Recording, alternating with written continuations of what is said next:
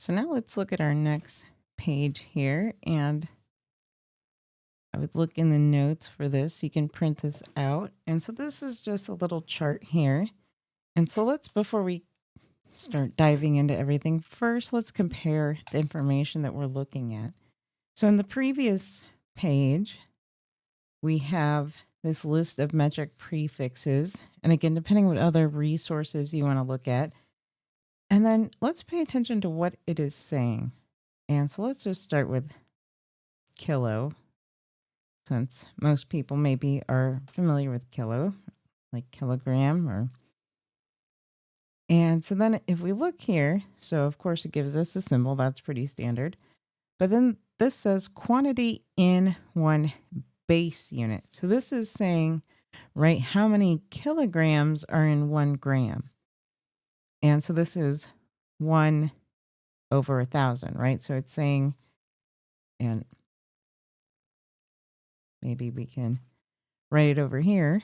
So now it's saying 1 times 10 to the negative third kilograms. Whoops, sorry.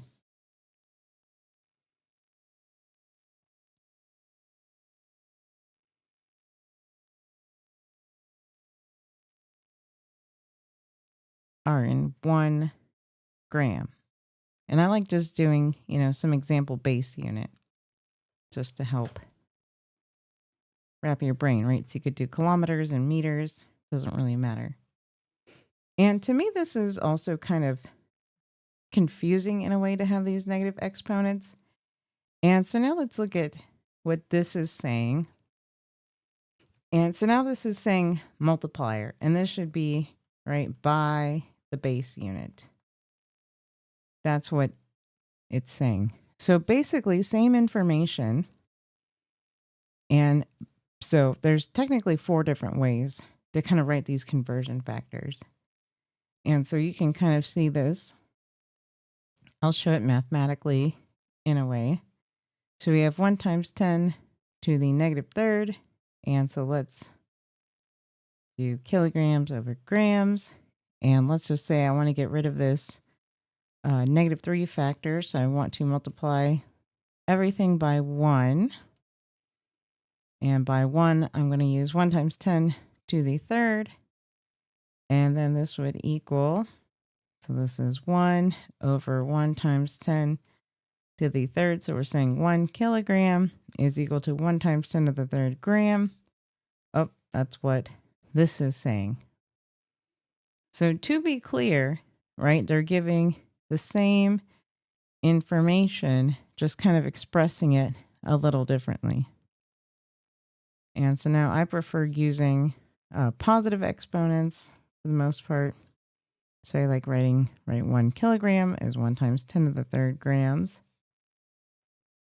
And so I'll go ahead and fill in the rest here for y'all. And so now we can say 1 times 10 to the 6 megagrams. Oops, sorry, I already messed it up. 1 times 10 to the 6 grams are in 1 megagram. Or we could flip this, right? Or 1 megagram is 1 times 10 to the 6 grams. I don't know if the negative units are confusing or not to y'all. I'll kind of put it off to the side. So again, we could say 1 times 10 to the negative 6 megagrams is equal to 1 gram there. So again, right, same thing, kind of mentally multiply it in your head by 1 times 10 to the 6. That cancels that out. And then, of course, right, we can write it opposite.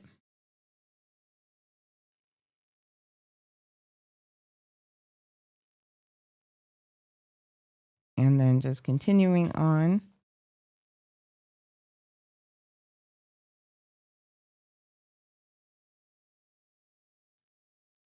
So I'm going back to my positive units. So we're saying, again, by the base. So 1 times 10 to the 9th grams is equal to 1 gigagram. Note the big G. Or, again, 1 gigagram is 1 times 10 to the 9th grams. Let me switch pens for our negative units again if you find it helpful. If not, I would just kind of ignore them.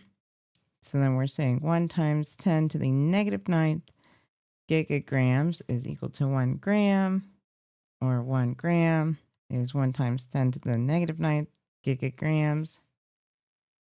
And then this is not all inclusive, but we'll just kind of stop at tera here. This is, again, probably, you won't see anything crazier in this class.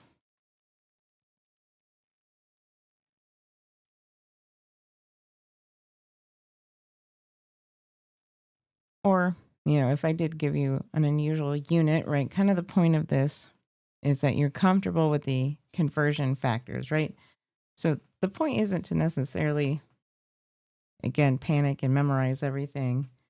It's to understand how to use our conversion factors, right? Our dimensional analysis, kind of continue to develop our math skills. All right, so let's finish. So 1 times 10 to the 12 grams is 1 teragram, or 1 teragram is 1 times 10 to the 12 grams. Writing it in negative units, so 1 times 10 to the negative 12 teragrams is 1 gram, or 1 gram is 1 times 10 to the negative 12 teragrams. All right, so now we can go to our kind of small units, we'll say, or smaller. So deci.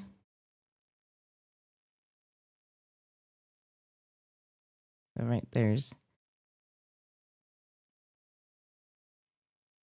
so deci is 1 times 10 to the negative 1, right? So that's by the base unit.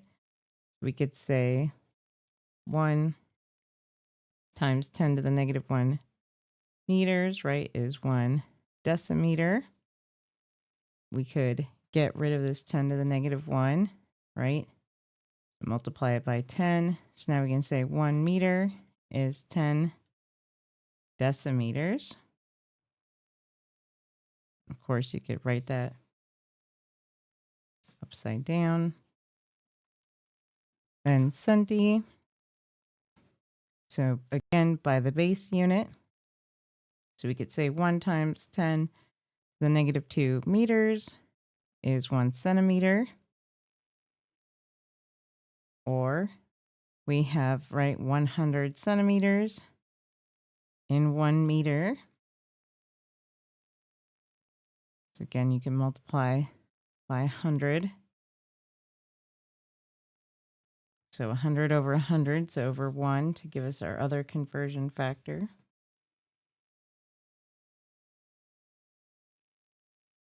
They've done millimeter for us, so they use the positive exponents, right? So 1,000 millimeters in 1 meter. Or again, we're saying by the base unit, so 1 times 10 to the negative third meters is 1 millimeter. Note the small m. And then this is a tricky unit only because it's this little mu symbol, so a little like U with a tail on it. And so then we can say we have 1 times 10 to the 6 micrometers in 1 meter. Or if we want to use our negative factor by the base unit, so 1 times 10 to the negative 6 meters is 1 micrometer. Then again, right, we can invert both of these factors. Just want to make that explicit for everybody.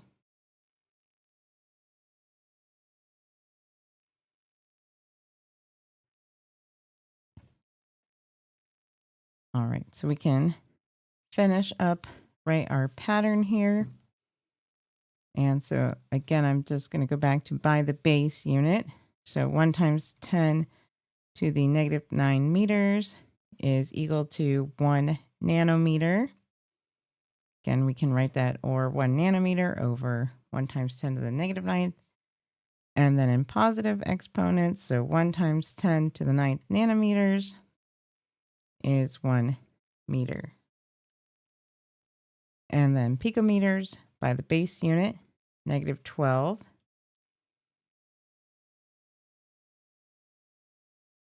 One picometer. And that means there's 1 times 10 to the 12 picometers in 1 meter. And then finally, femto, 1 times 10 to the negative 12 femtometers. Oh, excuse me. Meters are in 1 femtometer. And 1 times 10 to the 15th femtometers are in 1 meter. All right, so those are our conversion factors there. And so now that you have your conversion factors, what we'll do in the next step is start applying them to some practice problems.